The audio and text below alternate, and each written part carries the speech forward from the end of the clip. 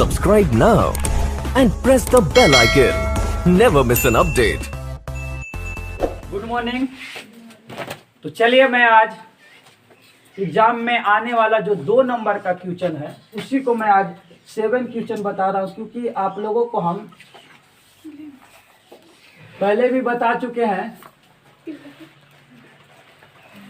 कि हमें पार्ट 20 तक ही पूरे कोर्स को, इसका दूसरा नाम आप दे सकते हैं, जो लोग शहर में बोलते हैं क्रैश कोर्स। इसी को क्रैश कोर्स कहा जाता है, यानी 1 महीना 15 दिन 20 दिन के हिसाब से उस चीज़ को पूरा तैयारी करवाते हैं, उसी को क्रैश कोर्स कह भी सकते हैं। तो इसको आप क्रैश कोर्स भी कह सकते हैं, है ना। इसमें क्रैश कोर्स कहने में कोई मतलब गलत नहीं है। तो आप इसको आज 2 नंबर का जो एग्जाम में आप लोग का क्वेश्चन पूछने वाला है, उस 2 नंबर को मैं आज 7 बता दिया हूँ, क्योंकि हल्का हल्का है और पार्ट 20 तक ख़त्म भी करना है, ताकि आप लोगों का एग्जाम में जो 7 तारीख को आपका एग्जाम होगा सोशल साइंस, उसमें आप अच्छा से अच्छा नंबर ला सकें। इसमें बहुत सा क्वेश्चन हम बता चुके हैं 3 नंबर और 5 नंबर के माध्यम से, उसी में थोड़ा सा छाट के दे दिया गया है। बहुत सारे लोगों को जानकारी होगा, ऑफलाइन वाला स्टूडेंट को। ऑनलाइन वाला स्टूडेंट अगर कोई कहीं पे पढ़ाई करते होंगे तो ये सब पता होगा, लेकिन इसको और हम अच्छे से समझाने का प्रयास करेंगे, ताकि आप सभी को याद करने और रटने की जरूरत ना पड़े। एग्जाम में जैसा ही क्वेश्चन आए उसको मात्र 2 बार पढ़ने के बाद तीसरा में आप आंसर दे सकते हैं। तो आइए क्या क्वेश्चन है। देखिए, कह रहा है कि प्रथम विश्व युद्ध के बाद, कहाँ के बाद? प्रथम विश्व युद्ध के बाद विश्व को किस संकट का सामना करना पड़ा था। यानी कह रहा है कि प्रथम विश्व युद्ध जब हुआ था, कौन विश्व युद्ध? प्रथम विश्व युद्ध। ये आपको पता है कि प्रथम विश्व युद्ध 1914 से 1918 तक चला था। दूसरा विश्व युद्ध आप लोग को पता है 1939 से 1945 तक चला था। तो उस वक्त प्रथम विश्व युद्ध जब 1914 से 1918 तक जब चला था, उस वक्त विश्व में कैसा संकट पड़ा था, क्या कारण पड़ा था, ध्यान दीजिएगा। प्रथम विश्व युद्ध के बाद विश्व के प्रत्येक देश को महान आर्थिक क्षति का सामना करना पड़ा था। यानी आर्थिक पैसा का बहुत तंगी हो गया था हर क्षेत्र में, हर देश में, क्योंकि प्रथम विश्व युद्ध हुआ था। विश्व का मतलब है कि अनेक देशों का साथ युद्ध होना, अनेक देशों के साथ युद्ध होना। 5 देश इधर तो 10 देश इधर, 4 देश इधर, इस टाइप का दोनों तरफ। तो बताइए कि क्षति हुआ कि नहीं? तो आर्थिक क्षति हुआ था। तो आप इसको आंसर आराम से लिख सकते हैं कि प्रथम विश्व युद्ध के बाद क्या सामना करना, विश्व को लोगों को क्या सामना करना पड़ा था देश के? तो आर्थिक क्षति का सामना करना पड़ा था। बस इतना ही आंसर आप लिख सकते हैं। जो क्वेश्चन है उसी को आधा लिख दीजिए और इसके बाद लिख दीजिए कि प्रत्येक देश को महान आर्थिक क्षति का सामना करना पड़ा था, यानी बहुत नुकसान हुआ था विश्व में। अभी देखिए ना, यूक्रेन और रूसिया, यानी रूस में, ठीक है, रसिया उसको भी करते हैं, रूस भी करते हैं। बहुत युद्ध चल रहा है अभी, मत कहिए, ठीक है। तो बताइए, इधर से बम बारूद फेंक रहा है, इधर से खेल रहा है, तो नुकसान होगा कि नहीं होगा देश में? तो उसी तरीके से प्रथम विश्व युद्ध जब हुआ था तो उस वक्त तो हर देशों को महान आर्थिक क्षति हुआ था। क्या हुआ था? महान आर्थिक क्षति हुआ था। कोई दिक्कत? क्या सामना करना पड़ा था? आर्थिक क्षति का सामना करना पड़ा था। कोई दिक्कत किसी को? दूसरा क्वेश्चन है, ध्यान देगा, जोबर कौन होते थे, उनका क्या कार्य था?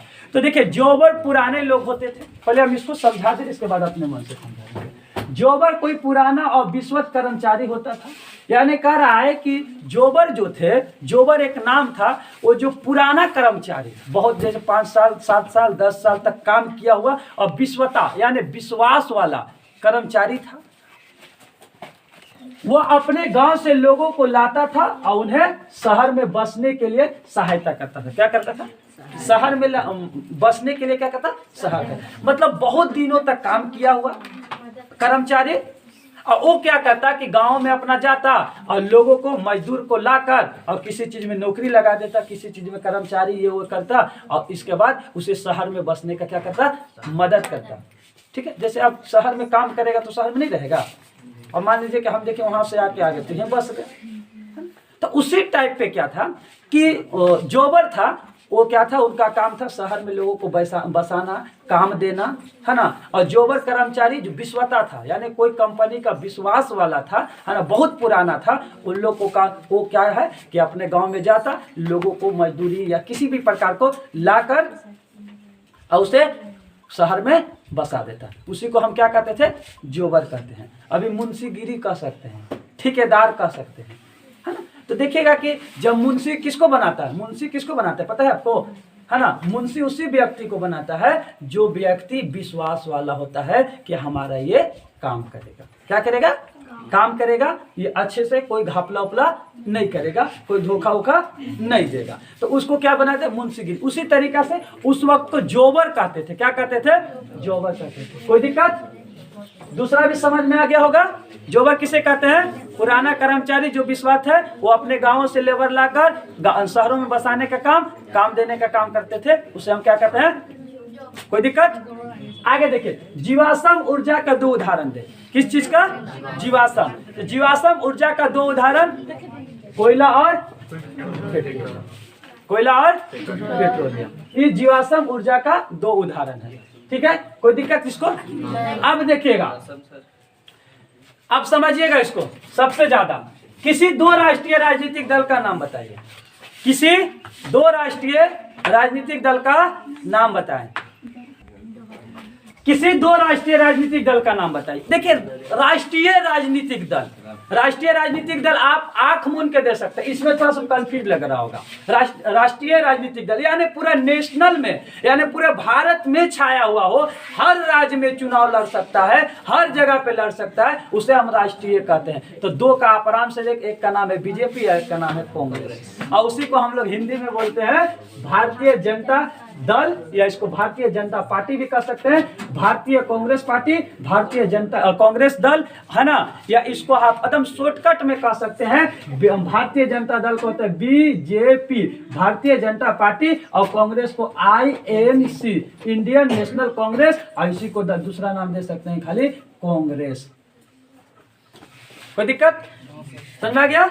तो ये राष्ट्रीय पार्टी है। राष्ट्रीय पार्टी का मतलब होता है, याद रखिएगा, राजकीय पार्टी और राष्ट्रीय पार्टी में फर्क हम आपको बता दें, क्योंकि इस चीज को क्वेश्चन आया तो आप लोग समझिएगा।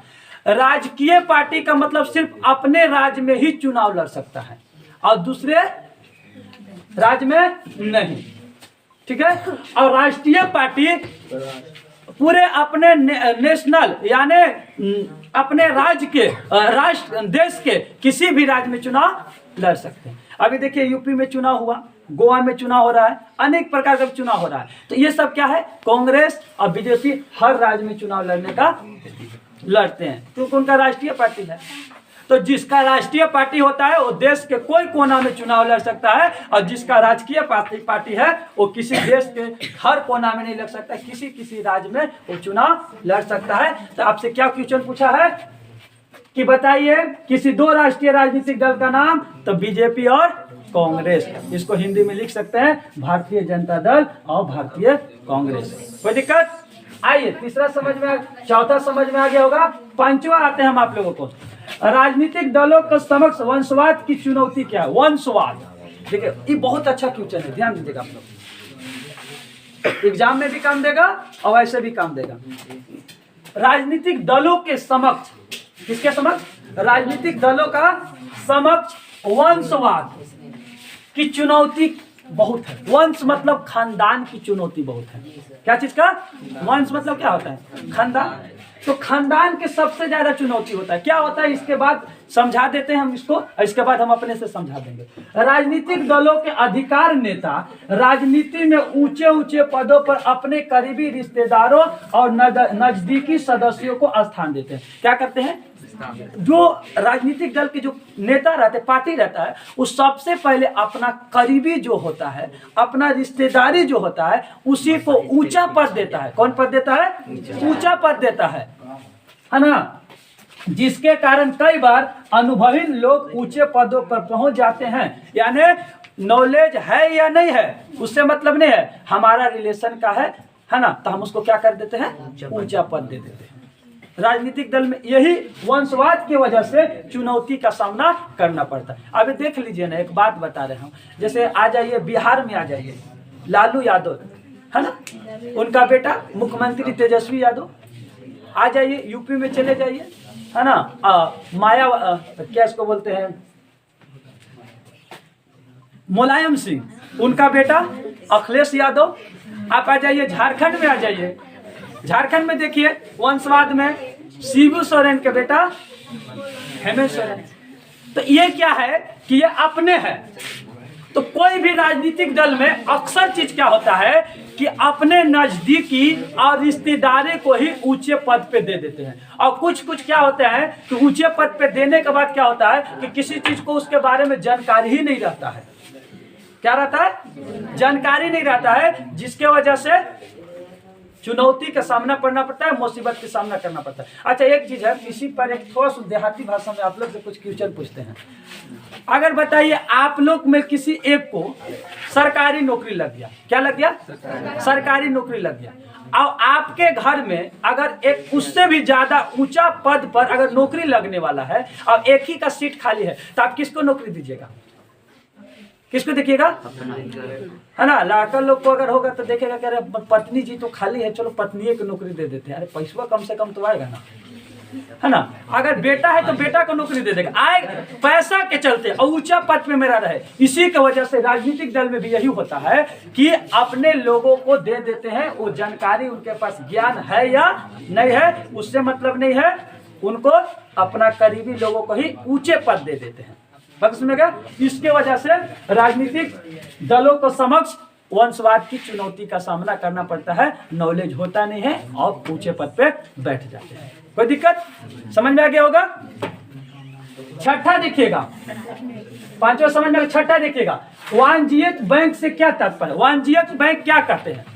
तो देखिए वाणिज्यिक बैंक उन बैंकों को कहते हैं जो लोगों से धन जमा लेती है तथा व्यवसाय के लिए लोन देती है, ऋण देती है। वाणिज्यिक बैंक हम उसी को कहते हैं, और वाणिज्यिक बैंक वो है जो पैसा जमा लेती है, क्या कहती है? पैसा जमा लेती है, और जमा लेने के बाद उसे व्यवसाय को, व्यापार को, है ना, बिजनेसमैन को, है ना, उनको क्या देता है? लोन देता है। क्या कहता है? लोन। वो वाणिज्यिक बैंक है। कौन बैंक है? वाणिज्यिक बैंक। इनका सिर्फ काम है पैसा को, जो लोगों को जो धन जमा करते हैं उससे जमा ले लेना, और इसके बाद उसे क्या करना, जिसको कर्ज है, देखे होंगे आप कि कोई 2 लाख 5 लाख 20 लाख अनेक प्रकार के रुपया लोग लेते हैं, और लेकर क्या करते हैं? तो कौन लेंगे? आप लीजिएगा? बिजनेसमैन अपना कारोबार को बढ़ाने के लिए लोन ले लेते हैं, और उसे किस्त बाय किस्त महीना में 2000 4000 5000 जमा करते हैं, 20000 50000 जैसे लोन लेते हैं उस तरीके से जमा करते हैं। तो ये वाणिज्यिक बैंक है। तो आपको अगर क्वेश्चन आ जाए कि वाणिज्यिक बैंक से आप क्या समझते हैं, तो वाणिज्यिक बैंक उसे कहते हैं जो लोग धन को जमा करते हैं और व्यवसायी लोगों को धन देते हैं, यानी लोन देते हैं। क्या देते हैं? लोन देते हैं। कोई दिक्कत? अब देखिएगा, शांतवा समझिएगा, वैश्वीकरण क्या है? वैश्वीकरण हम बताए हैं, अभी बता दे रहे हैं। वैश्वीकरण एक आर्थिक प्रणाली है। क्या है? आर्थिक प्रणाली है जो विश्व भर में उत्पाद प्रौद्योगिकी विचारों और लोगों का मुख्य आवासीय से जुड़ी है। यानी कह रहा है कि वैश्वीकरण एक आर्थिक प्रणाली है। क्या है? पैसा आर्थिक के लिए प्रणाली है जो विश्व भर में उत्पाद प्रौद्योगिकी, यानी कोई सामान उत्पाद होता है, इसको विचारों में बताने के लिए लोगों का मुख्य आवासीय से जुड़ी है। यानी वैश्वीकरण लोगों को बताने का काम करता है। क्या करता है? विचार को बताने का काम करता है कि कैसे करना है और क्या नहीं करना है। ठीक है? तो वैश्वीकरण क्या है? वैश्वीकरण एक आर्थिक प्रणाली है जो विश्व भर में उत्पाद, विश्व भर, विश्व मतलब पूरी दुनिया, विश्व भर में उत्पाद प्रौद्योगिकी विचारों क्या है उसके और लोगों को मुख्य आवासीय से जुड़ी है। इसको हम आप लोग को 4 नंबर में बता दिए हैं, आप देखिएगा जाकर। तो इस टाइप का ये आज आपका 2 नंबर का क्वेश्चन 7 को बताए हैं। तो इसे आप समझने का प्रयास कीजिए, और जो हमारा इस वीडियो को देखते हैं अगर उनको खास करके अगर 10 क्लास के बच्चे होंगे, अगर उनको अगर समझ में नहीं आता है तो आप कमेंट करके बता सकते हैं, उससे भी हम अच्छा समझाने का प्रयास करेंगे। और अगर कोई क्वेश्चन अगर सामाजिक के बारे में या सोशल साइंस के कोई भी अगर क्वेश्चन है तो आप कमेंट में लिख सकते हैं, बता सकते हैं, ताकि हम आपको उसको पर्सनल वीडियो बनाकर आपके पास भेज सकें। और मैं सभी यूट्यूब जो हमारे वीडियो को देखते हैं वो सब के लिए मैं एक बता रहा हूँ कि जो भी चीज़ का अगर आपको वीडियो किसी भी चीज़ पे अगर बनवाना चाहते हैं और अच्छे तरीके से उसे समझने का प्रयास करते हैं करना चाहते हैं, तो आप हमें कमेंट करके बता सकते हैं कि इस पे आप अच्छे तरीके से वीडियो बनाइए, हम आपको वीडियो बनाकर आपको उसको समझाने का प्रयास करेंगे। अभी हम 1 अप्रैल तक आपका 10 क्लास के बच्चे को विशेष तैयारी करा दे रहे हैं। इसके बाद 9 क्लास के बच्चे को जैसा ही एग्जाम का डेट घोषित होगा, इसके बाद उन लोग को भी क्रैश कोर्स करा के हम विशेष तैयारी करा देंगे। और फिर जैसे ही 8 क्लास का अगर रिजल्ट आपका डेट निकलेगा तो उन लोगों को भी हम विशेष तरीका से आपका तैयारी करके समझा देंगे। और ये जब इन लोगों का एग्जाम हो जाएगा तब फिर हम यूट्यूब पे आपका हमारे देश के बारे में और अपने झारखंड राज्य के बारे में विशेष बताएंगे, क्योंकि हमारा जीके के बारे में सारा चीज बताएंगे। कौन मुख्यमंत्री कब बने, कौन राज्यपाल कब बने, राष्ट्रपति कौन बने, कितने राज्य हैं, कितने राज्य में कौन सा जिला है, क्या है, कैसे है, ये सारा जीके के क्वेश्चन हम आप लोग को बताएंगे। तो आप चैनल पे नए हैं तो कृपया चैनल को सब्सक्राइब कर दीजिए और लाइक शेयर कमेंट कीजिए। बस आज के लिए Subscribe now and press the bell icon. Never miss an update.